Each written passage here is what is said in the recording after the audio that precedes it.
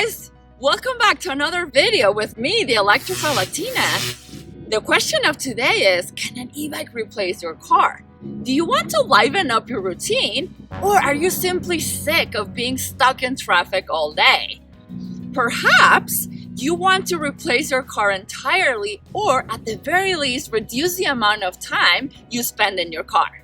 Choosing between an e-bike and a car may appear complicated, but I'm here to explain why it isn't. If you're thinking about replacing your car with an e-bike but aren't sure, then make sure that you stay till the end of this video, because I will be talking about the advantages and disadvantages of each mode of transportation. Today, I will be interviewing my friend Anthony, who doesn't own a car and rides an e-bike as his primary mode of transportation. But before we dive in, let's roll the intro!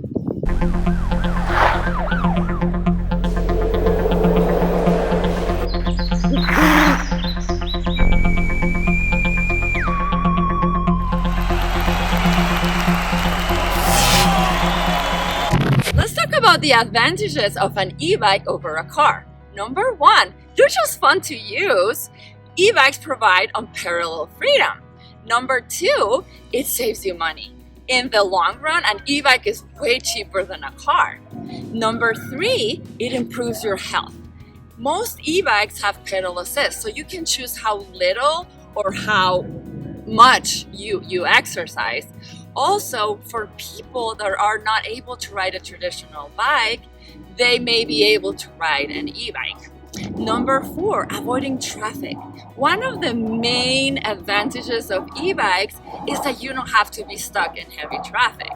And number five, they're environmentally friendly. It only takes pennies to recharge the battery of an e-bike instead of dollars to fill up a tank of gas.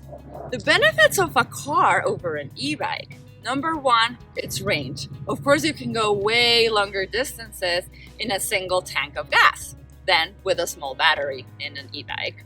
Number two, they're just comfier, right? You have your plush seats, which you can just recline, be all comfy. And number three is the speed limits. You can go way faster in a car versus an e-bike. Let's talk about the disadvantages of owning an e-bike instead of a car.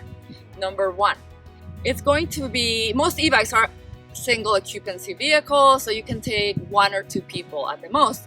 There's a solution to this. You can attach a trailer or get yourself a cargo e-bike.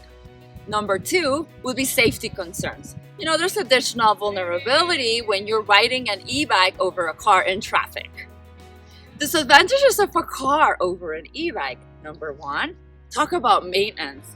Brakes, tires, coolant, car insurance is expensive, interest rate on your loans. Number two, no exercise. You're not going to get any exercise when you're driving a car.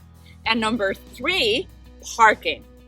There's practically never an issue having to park an e-bike over a car. Hi, Anthony. Hello. Can you tell us why you've decided to ride an electric e-bike instead of your car as your primary mode of transportation? Sure.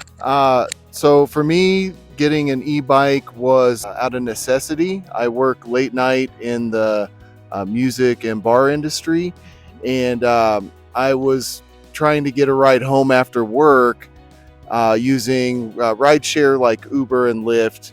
But the surge prices were double and triple sometimes, basically costing $40 and $50 a night. And I just couldn't afford to keep paying that. So I started looking at options and found e-bikes and did a bunch of research, and that's what I ended up going with. Could you please describe to us how a normal day looks for you? Sure. I charge the bike overnight and have a 10-mile commute each day. So I ride 20 miles a day, 5 days a week. Wow. And I do ride 4 seasons. So I have winter gear and rain gear. And I can pretty much ride most times. I mean, if it's like below zero or a blizzard, I don't ride in those conditions. Sure. But if there's just a little snow on the ground, or even in single digits for temperature, I can ride in pretty cool temperature. I mean, it's like a 25-minute ride. Even if it is cold, I'm not cold for very long. But I do have like a nice Codura coat and overpants and wool socks and waterproof boots and all that stuff. So Sure. makes it pretty comfy most days.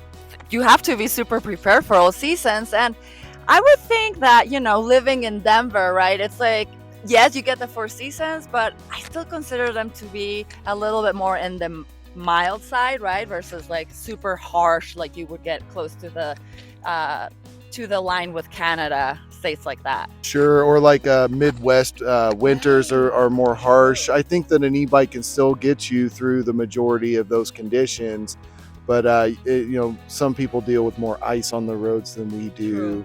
And stuff like that. But pretty much any wet conditions and most snowy conditions, I ride. I do put city tires on, slicks for the spring through fall, and then winter I put more of like a knobby off-road tire on, just so when it does snow, I've got a little more traction. Okay, makes sense. Yeah, thanks, Anthony. Do you think that you'll ever get a car? I've thought about it. I mean, I don't have a car even before the e-bike. I did cycling through the city, bicycles and stuff, and public transportation, kind of a mix between the two. So I don't really, I never really had a plan for having a car. When I moved here, I had one, but I sold it within like a year of moving here. So for me, it's more of like choosing over public transportation and cycling and such. And the e-bike has really made that an even better decision. Who do you think should replace their car with an e-bike? Excellent question. There's a lot of people that should consider replacing their car with an e-bike. It depends on your lifestyle and just what your needs are for a vehicle.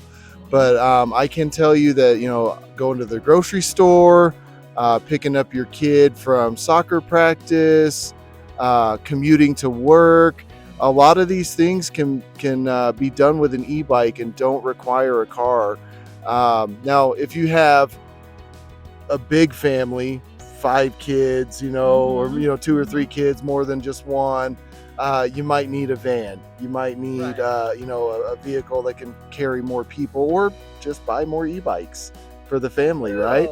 And I like having 2 perspectives, right? Like the one coming from you as using an e-bike as your main mode of transportation, and then for me it's different. So like he explained, right? It depends on your lifestyle. So I have 2 dogs, and I need a car because I love taking them places. And sometimes too, like my commute, like my office is really far, so sometimes it just doesn't, for the sake of time, right? I need to take my car, but when I can, I do commute to the office with either an e-bike or an e-scooter. And but yeah, like trips to the groceries, like for storage, like we'll be making videos on like all kinds of accessories, baskets and everything for storage, because I think that's a big part of like how an e-bike can replace your car. So yeah, I think that's it. Anthony, do you need to add something else? Just want to say thanks for watching this far, and we just want to help you determine whether or not an e-bike can help you out. Absolutely, and thank you for your time. After giving this some careful thought, e-bikes may not wholly replace cars, but they can certainly diminish their use. There are so many sorts of e-bikes out in the market that with a little bit of research, you can discover one that may tempt you out of your car now and again. Get in touch with me today to learn more about how I can assist you in finding the best e-bike for you. Here you'll find industry news, product reviews, the hottest selling PVs in my online company at TerraProCycle.com, educational topics involving PVs, and a whole bunch of other things. Hit the like button before you go, and please subscribe for the latest in electric bike, scooter, moped, and hybrid reviews. I do love hearing from you, and I reply to every single comment. Lastly, Please join my community of electric vehicle fans on my Facebook page and Instagram, which you can find below in the description. Thanks for watching and happy riding!